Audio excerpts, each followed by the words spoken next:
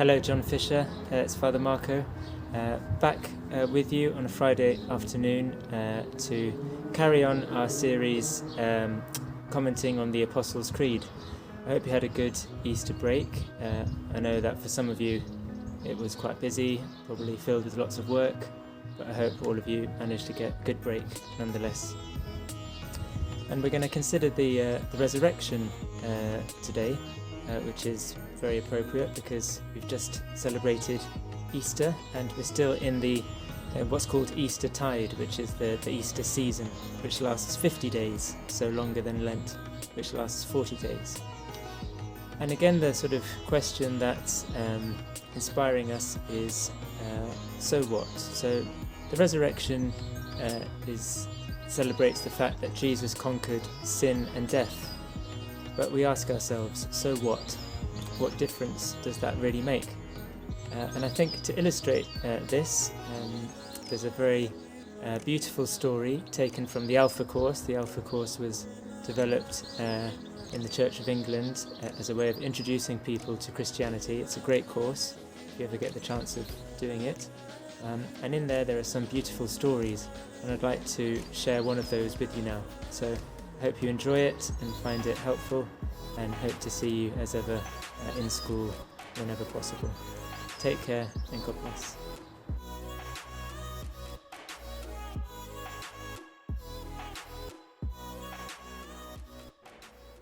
I got in with the wrong crowd and I started to pinch cars, burgle houses, me and my friends become known as very high profile thieves really.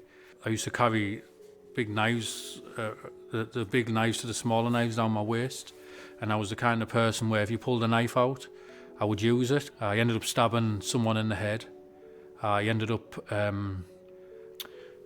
stabbing someone, just missing his heart and going through the top of his shoulder, the top of his chest and his shoulder where he dropped to the floor, and so I was on the run for 2 attempted murders. And then when I went to prison, I had such a hatred for the system, and I couldn't handle being told what to do, couldn't handle prison officers mucking me about. When I went out on association, I got to prison officer and I stabbed him. And then this led to me going into maximum security prisons, being put on CSC. It's where they feed you through a hatch in the door. There's no physical contact, so they have to have riot shields and riot gear on. And that was my life for a long, long time, basically. And I just was going from prison to prison to prison. But then I ended up going to Long Lartin in Worcestershire. And when I was in there, I ended up going in an Alpha course. Never heard of an Alpha course, didn't know anything. And I just remember walking in because it sent me down. I sat down on a chair and I thought, oh no, it's a Christian thing. And we'd just go there every week and I would argue. And the pastor, I remember he come to me. He said, right, I'm going to say a few scriptures first before we pray. And one of them was, no one's righteous, not one. We all fall short of the glory of God. And then he said the verses about Jesus and explained a bit why he died on the cross for sinners and stuff. And then he said, pray. So I started praying and I said, God, if you're real, come into my life because I hate who I am. And nothing happened. But then, as I was talking to the pastor, I started to feel this energy feeling in my stomach. And it started to raise up and raise up and raise up and raise up. And I just broke out into uncontrollable tears. And I just sobbed. And it just... right there.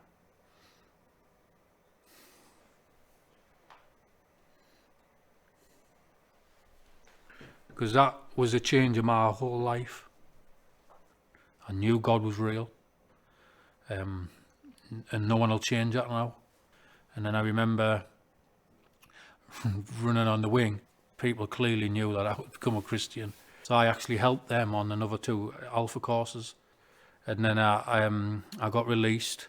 I've been in a prison where because you would have thought that the prison where I stabbed the prison officers would have been the last prison to have me. But they were the first. That's how God works. The best thing for me is going in prisons and helping the lads in prison and trying to tell them about God. I've got 5 kids and then my life.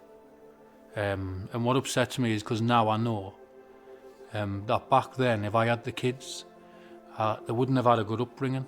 And now they sit on the night and have Bible studies with their dad. Have Bible studies with their dad. Have a life. They're beautiful.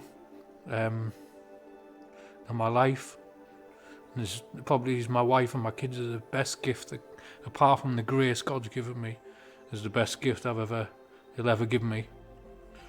Didn't expect to cry like that. Recovered now. Power of sin was broken through the cross.